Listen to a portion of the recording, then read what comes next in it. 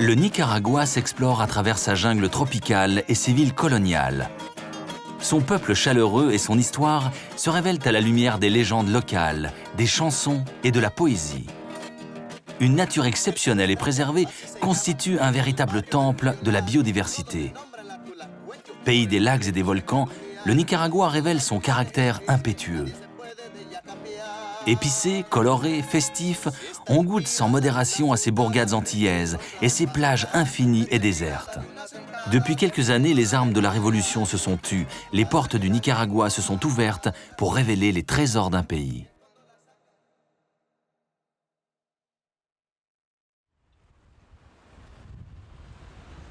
La découverte du Nicaragua se fait généralement à Managua. La ville peut enchanter comme elle peut décevoir. Parfois, ces deux sentiments se combinent pour ne faire qu'un. La capitale du Nicaragua n'a pas le charme évident d'autres villes du pays, avec ses immenses boulevards qui la traversent et son développement anarchique. La ville résume bien l'histoire mouvementée de ce pays. La place de la République, ancienne place de la Révolution, rassemble les principaux monuments publics de Managua. Les principaux rassemblements politiques des dernières décennies ont eu lieu ici. La capitale, à l'image du pays, donne l'impression de chercher sa voie entre passé colonial, dictature, révolution et libéralisme. Les visiteurs de passage ne s'arrêtent généralement à Managua pas plus que nécessaire. Pourtant, 1 400 000 habitants la défendent ardemment. Peut-être mérite-t-elle un détour plus approfondi. Un peu partout dans la ville, on trouve les souvenirs de la Révolution. Et la silhouette de Sandino rappelle son emprise mystique sur le pays. On trouve beaucoup de perroquets à Managua. La ville est entourée d'une jungle broussailleuse. Il faut apprendre ici à composer avec cet univers chaotique. Nous nous échappons de Managua par la route. Direction le nord vers la ville de León. L'ancienne ville fut détruite par un tremblement de terre en 1610. Entièrement reconstruite, León est aujourd'hui une des villes les plus intéressantes du pays. León révèle plusieurs strates d'histoire, de l'élégance propre à l'époque coloniale jusqu'à la ville universitaire bourdonnante d'aujourd'hui. La cathédrale a été érigée en plusieurs étapes entre 1746 et 1860. L'intérieur possède des éléments baroques ainsi qu'une précieuse représentation en bois du Christ venant de León Viejo. Un important travail de rénovation avait été effectué en 1992 avec l'aide du gouvernement espagnol. Le célèbre poète du pays, Rubén Darío, est enseveli en ces lieux. Cette cathédrale se veut une des plus grandes d'Amérique centrale. Les 5 nefs ont été l'œuvre d'un architecte guatémaltèque.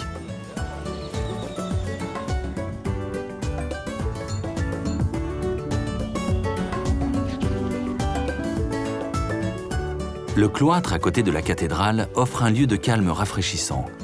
Fondé en 1524 à la même époque que Granada, León fut au nombre des prétendantes au titre de la capitale du Nicaragua. L'Iglesia de la Recolección est l'une des attractions les plus remarquables de la ville. Cette église, construite vers la fin du XVIIIe siècle, possède une façade baroque ornée de colonnes torsadées et d'incroyables médaillons naïfs aux symboles religieux. Le marché San Juan saura attirer les amateurs du genre. En constante ébullition, débordant dans les rues alentours, il vous plonge dans un Nicaragua vivant et vibrant, empli de musique, de cris, d'odeurs âcres et de couleurs chatoyantes.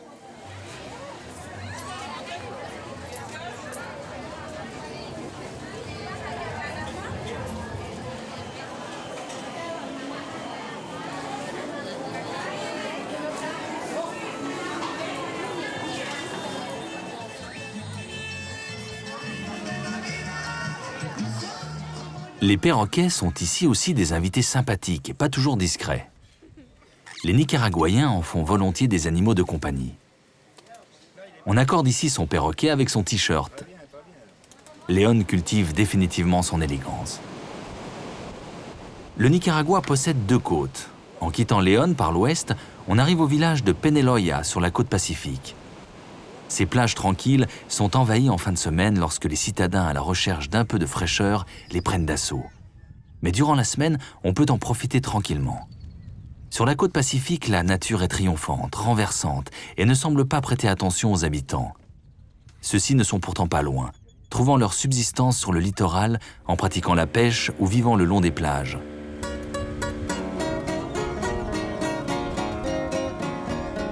À quelques minutes de Penaloya se trouve un petit village de pêcheurs, Las Penitas. Ce lieu est surtout connu pour son accès facile pour découvrir les mangroves de la réserve naturelle de l'Isla Juan Venado. L'Isla Juan Venado s'allonge sur 22 km pour seulement 250 mètres de large. On pénètre ici dans un merveilleux monde aquatique peuplé d'échassiers et d'oiseaux migrateurs.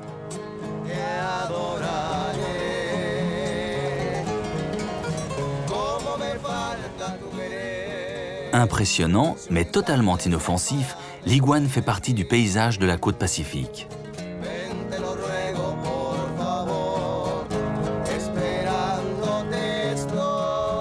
Les fonds marins regorgent aussi de poissons. Pratiquée de manière raisonnée, cette pêche au filet ne coûte pas cher en carburant, n'épuise pas les ressources. Demain, si tout va bien, il y aura de la raie dans les restaurants locaux.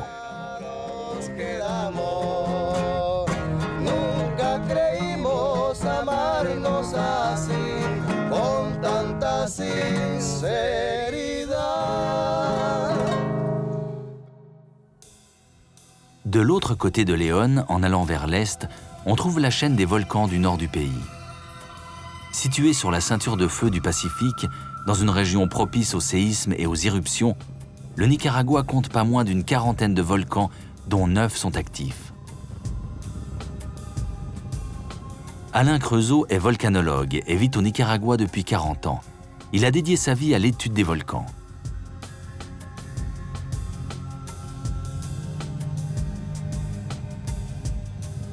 Tout cela ne présente absolument aucun risque pour les populations. Et au contraire, donc, le volcan Cerro Negro, avec ses cendres, eh bien, vient fertiliser toutes les plaines donc, sous le vent, entre la chaîne volcanique et la côte. Le Cerro Negro a des éruptions fréquentes. La dernière est survenue en 1999.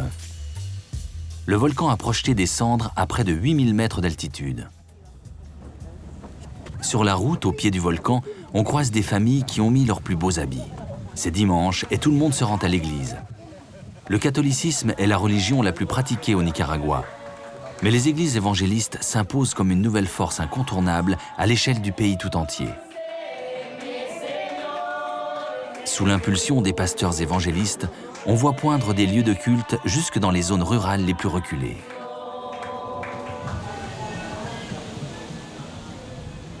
La messe le dimanche crée aussi un lien social.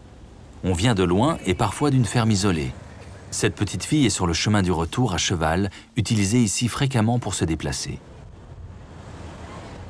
Remontant vers le nord, on traverse la ville de Telica sans trop s'attarder.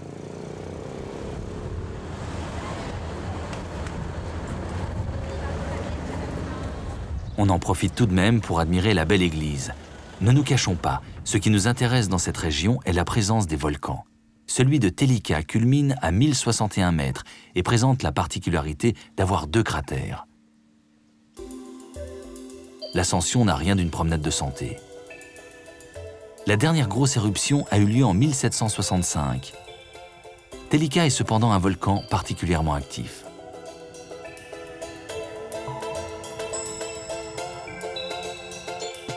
Le Telica, donc le volcan le plus actif du Nicaragua, avec à l'heure actuelle 108 ans d'activité permanente, une éruption toutes les 2 ans plus ou moins, mais une activité qui ne présente absolument aucun risque pour les populations voisines. Le décor devient irréel à mesure que l'on se rapproche du cratère. Les fumées contribuent à cette ambiance mystérieuse et inquiétante. Arrivé au sommet, on se trouve dans la gueule du monstre. Le spectacle est fascinant quand on découvre un lac de lave incandescente à 800 degrés. Le Telica fait partie des 10 plus beaux volcans du monde. San Jacinto est la seule ville à proximité de cette ceinture de feu. Construite il y a 50 ans à peine, elle se trouve en dehors du périmètre dangereux, au cas où le volcan se montrerait menaçant. Le sol ici est trop chaud et rien ne pousse. Les habitants essaient de tirer parti des ressources géothermiques pour produire de l'électricité. Dans ce paysage rural, on remarque la présence des écoliers en uniforme. Le Nicaragua a longtemps détenu le triste privilège d'être le moins éduqué d'Amérique centrale. Une grande partie de la population était illettrée. Peu d'enfants terminaient leur école primaire. La situation a commencé à changer à la fin des années 70, avec les efforts du gouvernement sandiniste. Une campagne massive d'alphabétisation a permis de tripler le nombre d'étudiants au cours des années 80.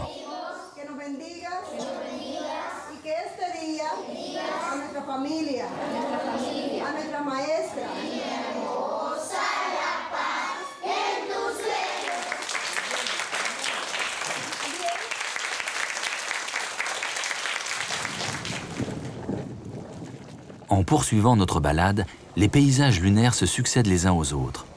On peut assister à des phénomènes surprenants liés à l'activité volcanique, comme des hervideros, de petits geysers de boue chaude.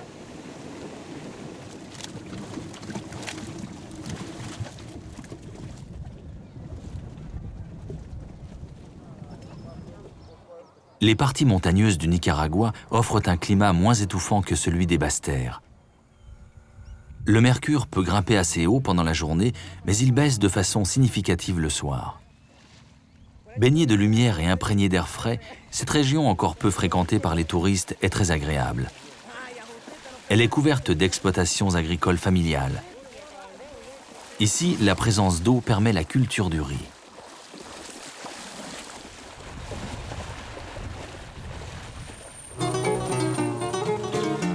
Estelí est la ville principale des Hautes-Terres centrales. Bastion sandiniste, elle a beaucoup souffert durant les années 70, propulsée au centre des conflits. Peu à peu, les traces laissées par les combats ont disparu, mais résultat désastreux de la guerre, la ville compte de nombreuses veuves et des orphelins. Estelí produit un des meilleurs tabacs du monde. La culture du tabac exige des soins permanents. La croissance des pieds est très surveillée. Le cultivateur vérifie chaque pied environ 150 fois. Les soins sont constants, l'arrosage se fait pied par pied. La récolte se déroule également entièrement à la main, feuille par feuille. Elle débute au mois de mars et se poursuit jusqu'en avril.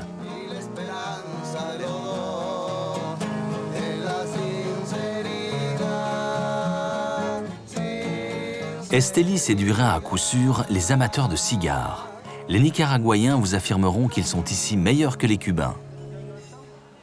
Aujourd'hui, Padrón est l'une des plus grandes fabriques de cigares. Confectionner un cigare relève de l'art.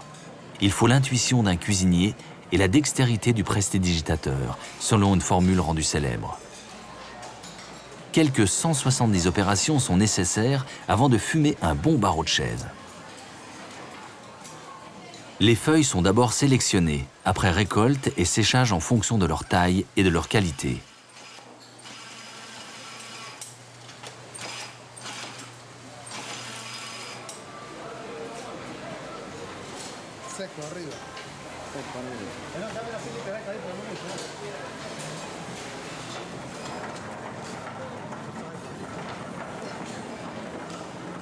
Le mode de fabrication détermine également la qualité finale.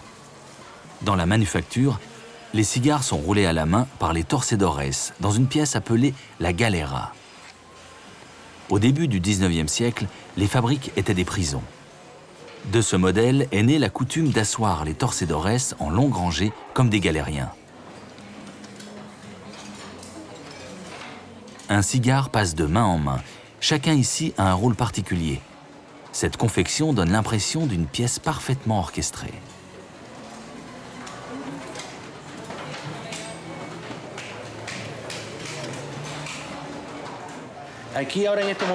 Aujourd'hui, dans l'usine, nous avons 350 ouvriers. Et actuellement, dans les champs, suivant l'époque, là, actuellement, c'est un travail saisonnier, il y a plus de monde, nous avons 400 personnes.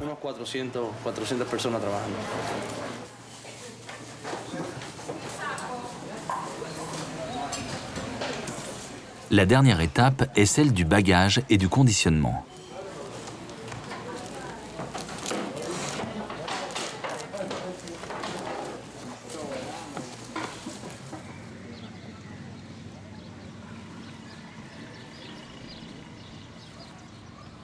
Esteli est une région agricole où l'on utilise toujours beaucoup le cheval pour se déplacer. Le seigneur Arranz est ce que l'on appelle ici un talabastero, c'est-à-dire un fabricant de sel. Dans sa famille, on travaille le cuir depuis des générations pour réaliser tout ce qui est nécessaire à la monte du cheval. L'atelier familial se situe en ville. Aujourd'hui, c'est son fils qui fait tourner la boutique.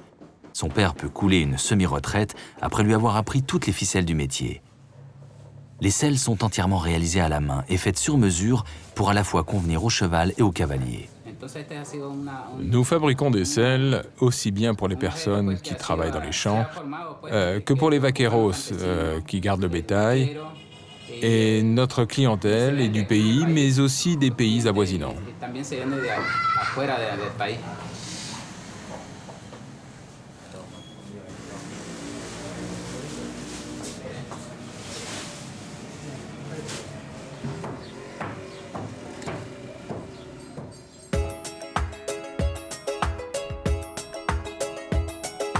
En poussant encore plus vers le nord, en direction du Honduras, nous sommes dans la région de Nueva Segovia.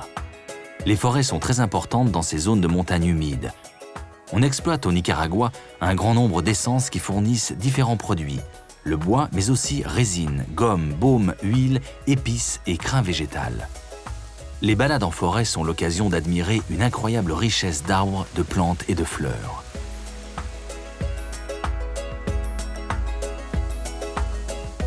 Au cœur de ces forêts, on trouve aussi des plantations de caféiers.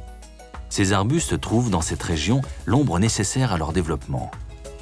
La production de café est souvent associée à d'immenses domaines. En réalité, il s'agit dans 80% des cas de petites exploitations familiales inférieures à 5 hectares. Cette culture traditionnelle ne nécessite pas de pesticides et est respectueuse de l'environnement. Notre exploitation a obtenu la certification commerce équitable. C'est quelque chose de très important pour nous, notamment en ce qui concerne la protection des familles et en particulier le travail des femmes et le travail des enfants. C'est une avancée sociale importante et c'est également une bonne chose sur le plan de l'éducation. La responsabilidad social es de protección ambiental, que los hijos s'éduquent. Après récolte, le café doit être rapidement débarrassé de son enveloppe charnue pour éviter l'amertume par séchage ou par lavage. Ici, on lave. Cette technique ne peut concerner que des fruits bien mûrs. Le processus consiste, après avoir rompu la peau de la cerise, à faire tremper les fruits dans l'eau assez longtemps pour qu'une fermentation assure la dégradation de la partie charnue. On obtient des cafés lavés moins acides et de meilleure tenue en bouche.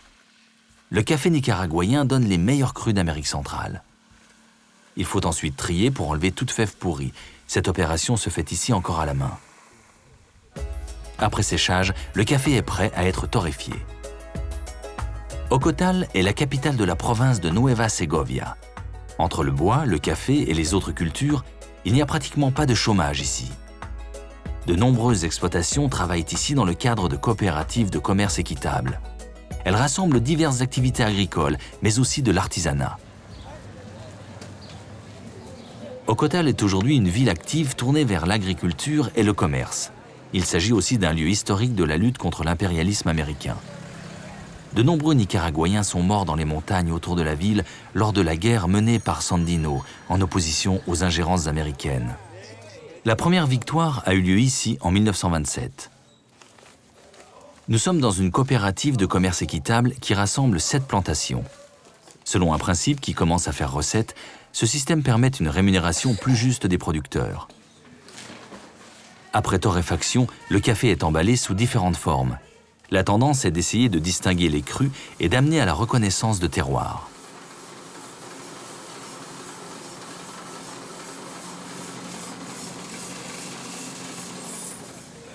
On peut goûter ici différents types de café en fonction de la variété des plants et des conditions climatiques et en fonction de l'exposition, de l'altitude et des techniques de séchage.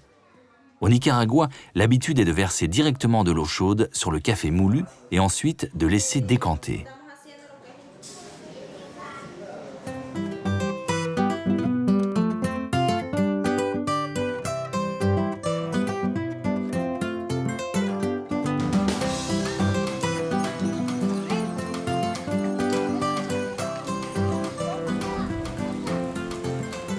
Dans l'imaginaire de l'Amérique centrale, le hamac tient une place particulière.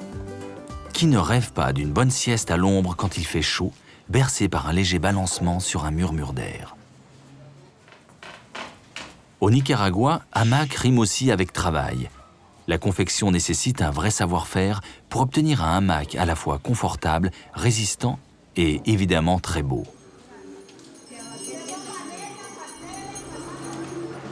Les teintes ne sont pas sans rappeler les plumages spectaculaires des haras.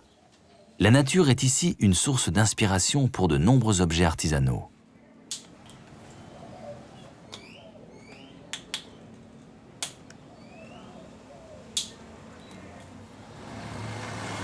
Retour au centre du pays.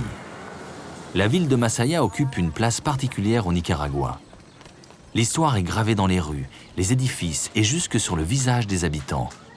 La ville se trouve en effet dans une région qui refusa longtemps de se soumettre aux Espagnols. Masaya est reconnue aujourd'hui comme centre d'artisanat. Les traditions folkloriques sont très profondément ancrées dans l'âme des habitants. C'est l'un des seuls endroits de la région pacifique du Nicaragua où les gens affichent fièrement leurs racines autochtones. La Laguna Apoya se situe entre Masaya et Grenada. Il s'agit du plus grand lac de cratère du Nicaragua. À partir du mirador de Catarina, la vue est à couper le souffle. Les eaux bleues sont particulièrement attrayantes, surtout quand il fait très chaud. On reprend le bus pour filer vers Granada.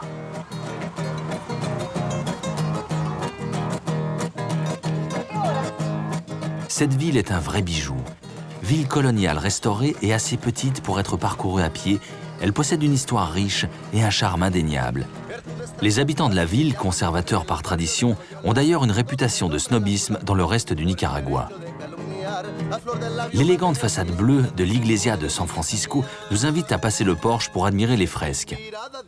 L'ancien couvent, construit en 1529, a été utilisé comme quartier militaire. Aujourd'hui, il abrite un musée. Conçu autour d'une grande cour plantée de palmiers, le clou de la visite se trouve dans la Sala Zapareria. Elle abrite 27 statues précolombiennes. Sculptées par les Corotegas entre le 9e et le 13e siècle, leur taille suggère qu'elles auraient pu soutenir le toit d'un édifice.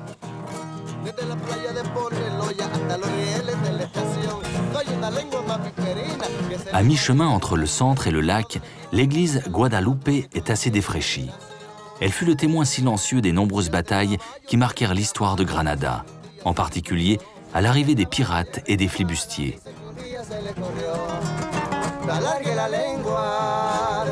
Le couvent San Francisco a abrité au XVIe siècle Bartolomé Las Casas, défenseur respecté des peuples indigènes d'Amérique latine. Outré par les mauvais traitements subis par les Indiens, ce prêtre dominicain commença sa longue correspondance avec le roi d'Espagne. La lecture de ses lettres dénonçant les atrocités commises envers les peuples indigènes conduirent à un traitement plus humain des autochtones. Las Casas est considéré comme un précurseur par l'évêque actuel du Chiapas, protecteur dévoué des peuples indigènes. La cathédrale comporte de simples voûtes qui créent une atmosphère austère autour de la représentation frappante de la Vierge Marie.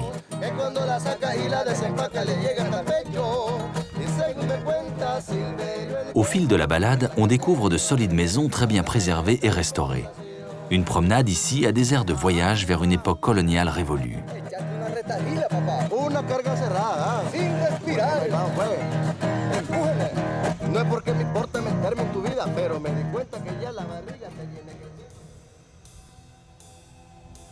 Une fois le tour de ville terminé, direction les rives du Cocibolda, le fameux lac Nicaragua.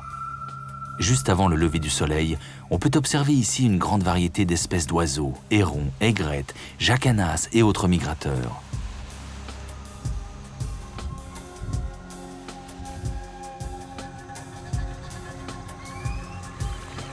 Aucune visite de Granada ne serait complète sans une excursion aux Isletas, un minuscule archipel de 360 îlots vert émeraude formé à la faveur d'une éruption du volcan Mombacho.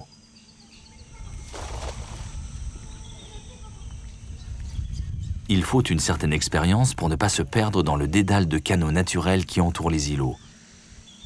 Les locaux en connaissent le moindre recoin et savent exactement où jeter leurs filets. On croise ici de fort sympathiques résidents, Les attelles, appelés aussi singes araignées, du fait de leurs bras très allongés. Ils se régalent des fruits qui poussent ici à profusion.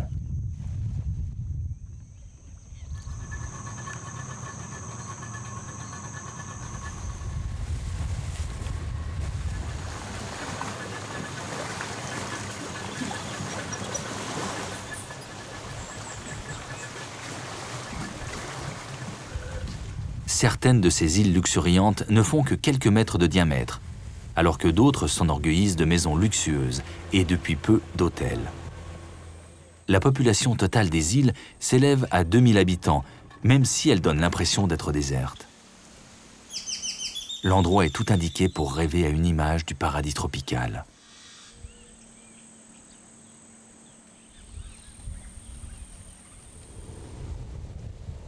Nous reprenons la route qui chemine entre les plantations de bananes, non sans un certain regret de quitter Granada. Le Nicaragua est un pays qui se découvre en musique. Elle occupe une grande part de la vie des gens. Il n'existe pas un coin de rue, un hameau, un village qui ne vibre au son d'une salsa ou d'un air de musique populaire. Les Nicaraguayens, qui se nomment Nicas, forment un peuple tout empreint d'un mélange exceptionnel de solennité et d'exubérance, de bonheur et de tristesse.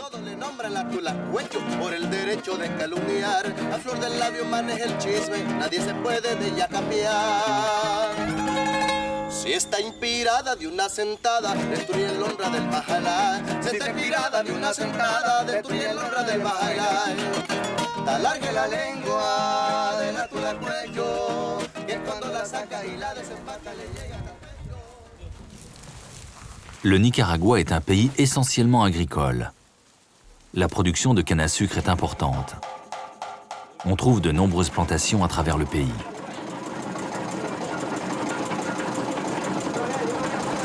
La canne à sucre récoltée est passée par un broyeur pour récupérer le jus de canne.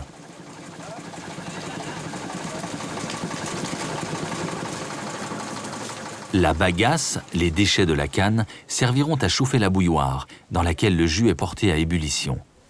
On trouve encore beaucoup de ces petits ateliers, où la plupart des opérations se déroulent encore à la main, avec un équipement ancien.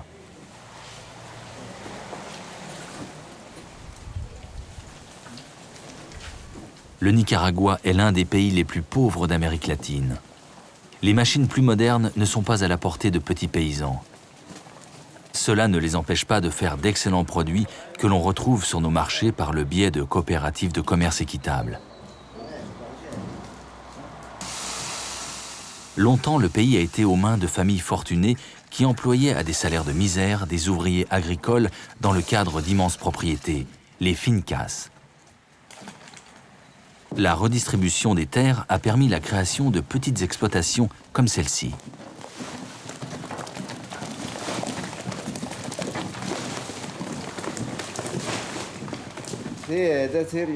Il faut faire attention pour réussir. Il faut faire attention en particulier aux machines pour extraire le jus sucré de la canne. Il faut que ce soit fait soigneusement et bien mélangé pour obtenir le maximum de sucre. Y no descuidarme para que salga bueno el dulce.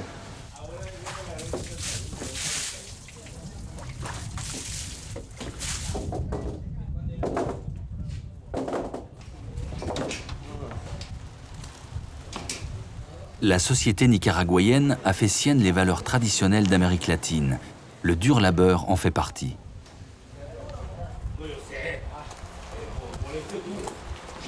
Le jus est ensuite versé dans des bacs en bois dans lesquels il est régulièrement brassé avant de terminer dans des moules. Une fois refroidis, ces pains de sucre sont prêts pour la consommation et la vente.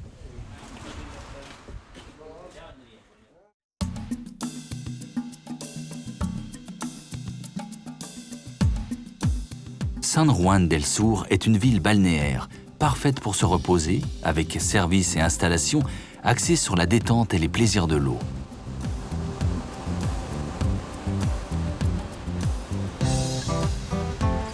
La ville s'ouvre sur une large baie arrondie entourée de collines et de rochers. Le bord de mer est un endroit propice pour venir savourer les spécialités locales à base de poissons.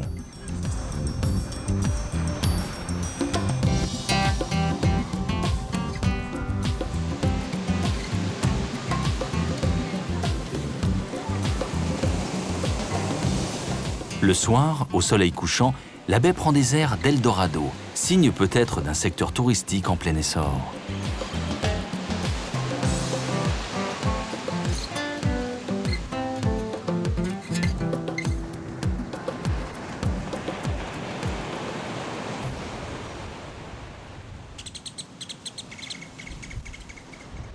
À proximité de la baie se trouve une réserve naturelle, Visa Silvestre Punta La Flor. Le site difficile d'accès est préservé et charmant. La découverte de ces plages désertes vaut vraiment le détour. C'est la garantie de passer un après-midi des plus reposants, loin du tumulte grandissant de stations balnéaires.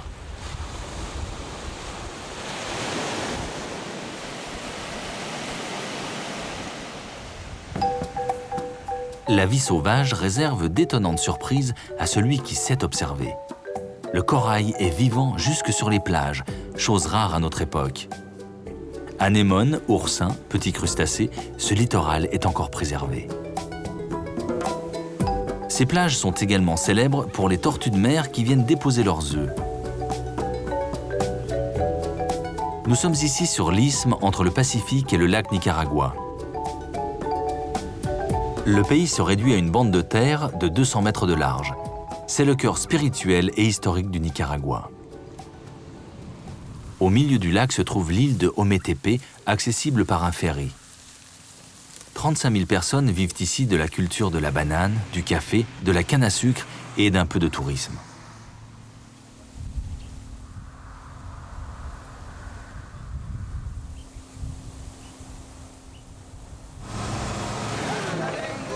Le bus peut être une solution agréable pour voyager à travers le Nicaragua.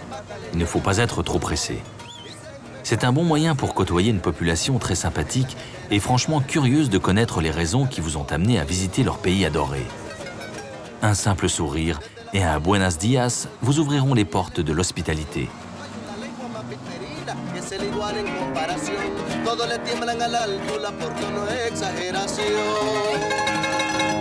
Si hasta el caballo de Arrechavala dice que un día se le corrió. Si hasta el caballo de Arrechavala dice que un día se le corrió.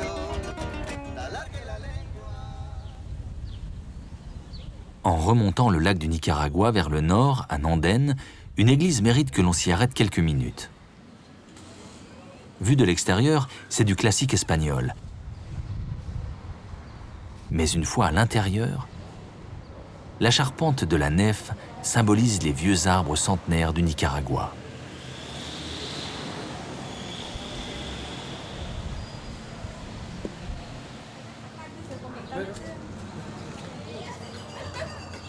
Situé à peine plus loin sur la route en direction de Granada, San Juan de Oriente vaut largement le détour.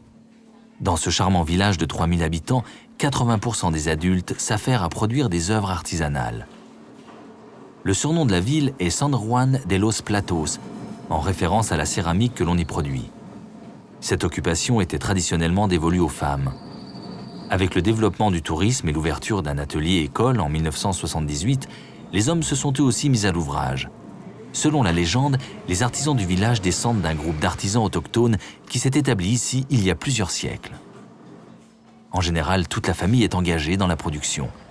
La décoration est d'un style naïf et reprend les thèmes de la vie paysanne au Nicaragua.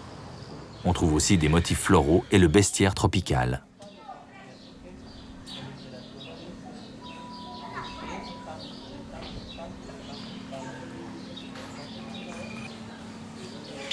La plupart des artisans ont installé leur atelier à l'intérieur de leur maison, dont une pièce a été aménagée pour la vente.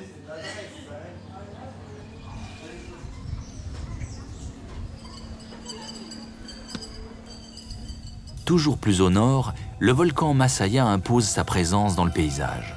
De type peu commun, en forme de bouclier, il rassemble 5 cratères et se manifeste de manière périodique depuis l'arrivée des Espagnols en 1524. À cette époque, son cratère renfermait un lac de lave. Les conquistadors soupçonnaient la présence de volumineuses réserves d'or fondues dans la région. Le Masaya est en réalité un des plus grands volcans de dégazage au monde. En guise d'or, les conquistadors en furent quittes pour quelques mauvaises odeurs.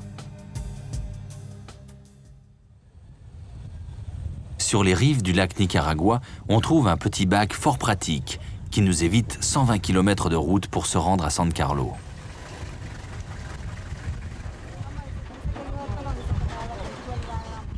Parfaitement écologique, il fonctionne à la force des bras et chacun est amené à participer à l'effort collectif.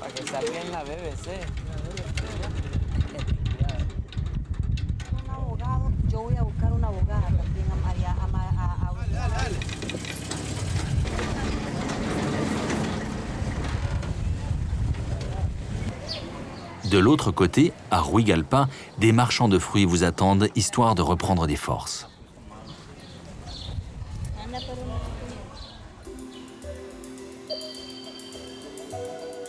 Le musée archéologique est incontournable. Il abrite la plus importante collection de stèles du pays. On trouve une collection d'une centaine de statues funéraires anthropomorphes. Sculptées dans du basalte entre le 9e et le 15e siècle, certaines mesurent jusqu'à 5 mètres de haut.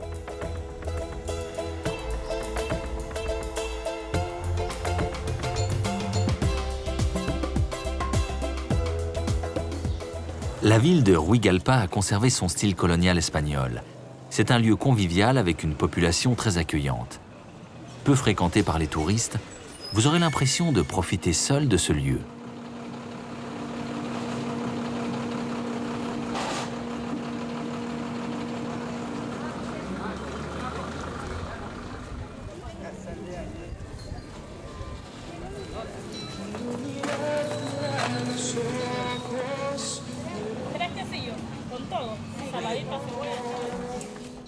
Depuis au moins 5000 ans, les peuples de la région cultivent le maïs et font des galettes, les célèbres tortillas qui accompagnent la plupart des plats et en particulier la viande.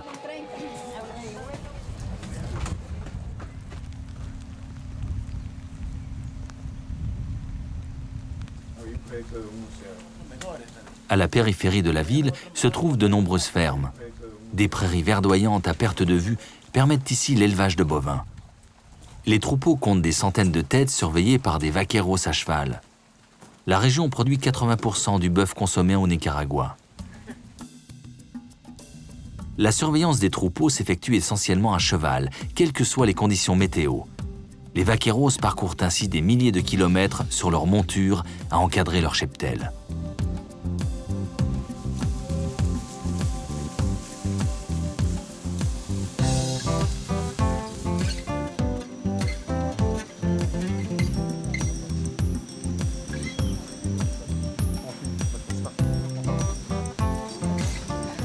Bien sûr, il y a aussi toute l'adresse des vaqueros qui manient le lasso comme personne et qui contribuent à forger une image de légende dans toute l'Amérique centrale.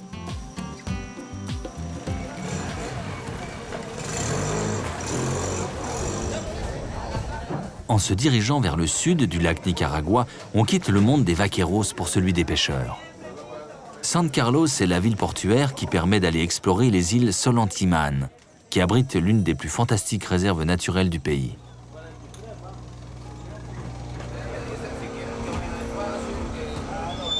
La ville ne présente que peu d'intérêt. Alors ne perdons pas de temps et embarquons-nous vers ce rêve de nature préservée.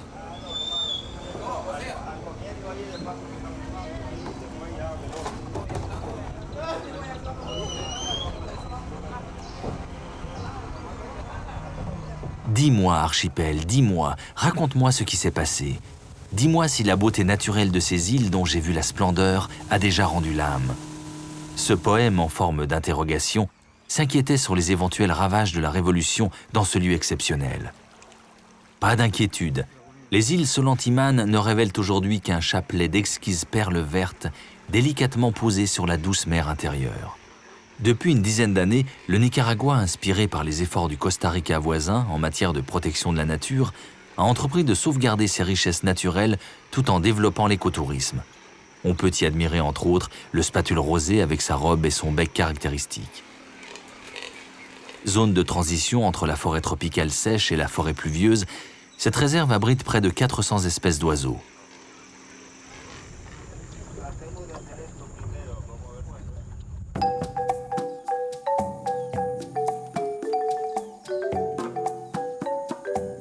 Ces réserves devraient normalement réveiller le naturaliste qui sommeille en chacun de nous. Il y a de nombreuses espèces de lézards et l'on voit souvent des iguanes qui se dorent au soleil à la vue de tous. Les singes sont aussi de la partie. Les capucins, les hurleurs ou les araignées.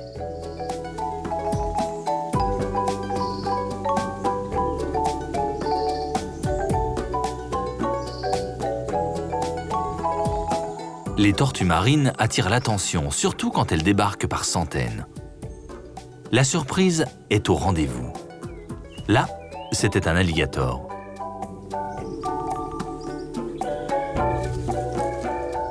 Il est vivement conseillé d'emmener avec soi un guide pour savoir à qui on a affaire. Et pour séjourner dans cette jungle où l'homme est toléré de justesse, il faut s'équiper. Les moustiques se chargent rapidement de rappeler à l'intrus qu'il n'est pas complètement chez lui.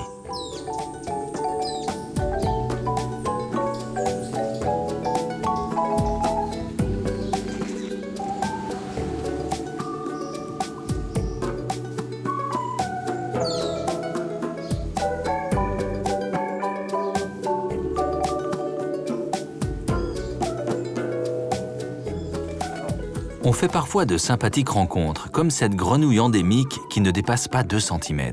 Ici, on l'appelle la grenouille rouge aux pattes bleues.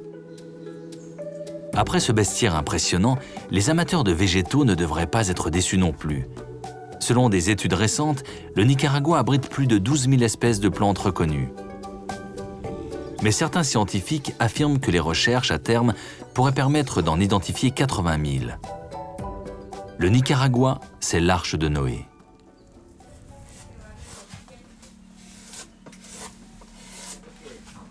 L'archipel de Solentiname abrite également une communauté d'artistes. L'espèce n'est pas ici non plus en voie de disparition.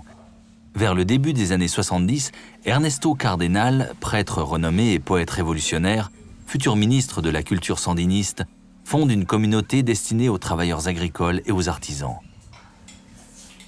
Controversée, la communauté est interdite.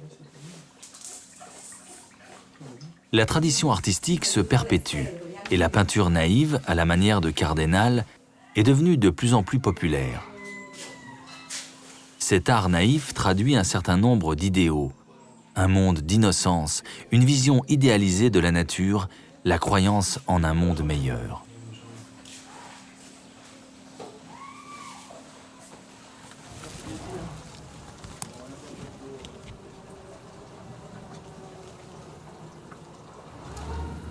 La tradition artistique n'est visiblement pas une nouveauté sur l'île. Ces pétroglyphes auraient plus de 2000 ans.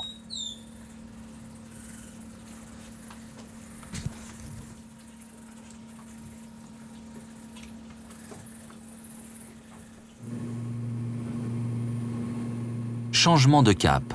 Nous volons maintenant vers l'Atlantique. Destination Bluefields. La côte Caraïbe fait partie du Nicaragua depuis près d'un siècle. Mais on a l'impression de ne pas être ici dans le même pays tant l'atmosphère est différente.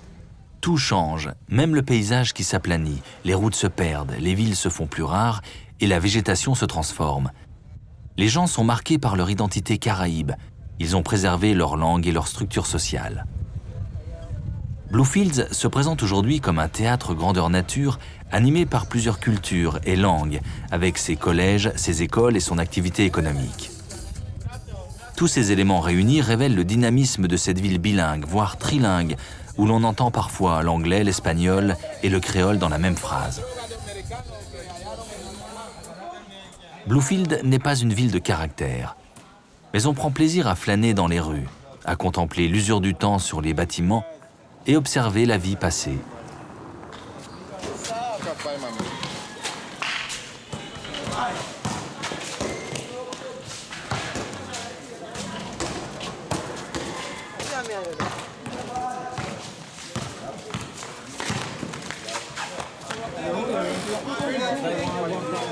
La musique et la danse occupent une part très importante dans la vie locale.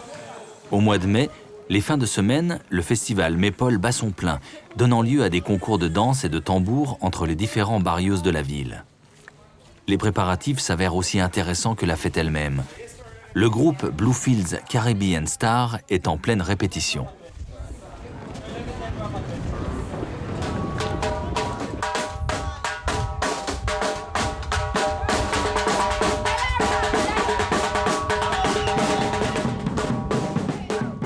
Cette danse, la punta, est en fait un rituel pour Mayaya, déesse de la fertilité et des premières pluies.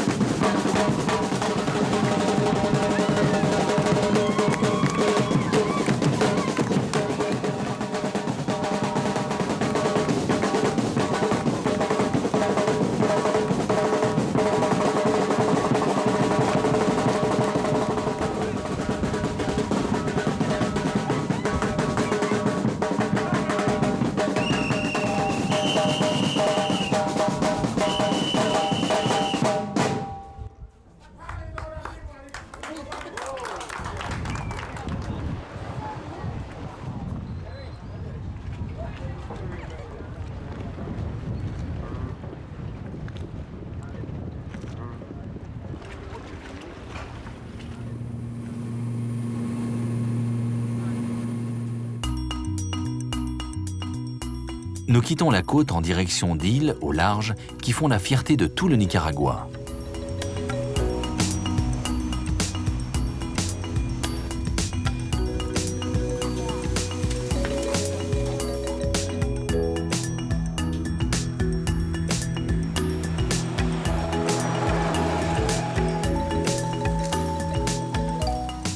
La vie des voyageurs au Corn Island se limite à l'essentiel, manger, danser, dormir et se promener sur la plage. On prend ici de secondes vacances en réalisant le rêve de pouvoir séjourner sur une petite île des Caraïbes au sable blanc avec des palmiers et des eaux cristallines.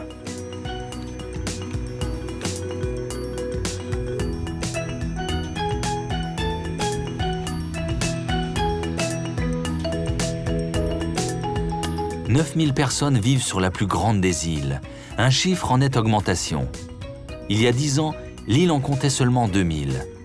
Le mirage du tourisme a fait son effet sur une population hispanophone très chaleureuse. La pêche, et en particulier la langouste, reste une activité importante. Il n'y a pas grand-chose à faire ici et c'est tant mieux car l'endroit s'avère agréable. Big Corn Island prend des allures de métropole prospère et développée en comparaison de sa petite sœur Little Corn, située à 11 km au nord-ouest. Les plages et les sentiers en pleine jungle en sont les principaux attraits.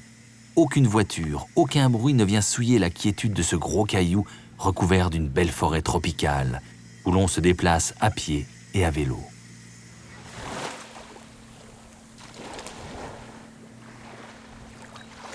Vous ne partagerez l'île qu'avec 1 millier d'habitants. Les plus sportifs voudront sans doute pêcher, se baigner ou faire de la plongée. Les plus paresseux se laisseront délicieusement glisser dans le sable. Et tout le monde pourra se régaler de savoureux poissons.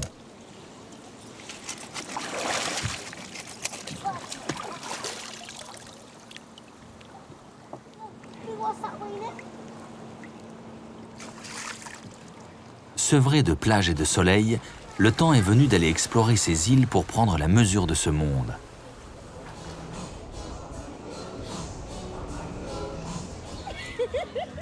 Impossible de se perdre sur Corn Island. 2 routes, quelques chemins, le tour des îles vous ramènera toujours à votre point de départ. Pourtant, n'hésitez pas à prendre les chemins de traverse. Se balader à pied est le meilleur moyen pour toucher ce que ces petites îles ont de plus précieux, leurs habitants. La danse y est un véritable ciment social. Un air de salsa, de biguine, les sourires illuminent les regards.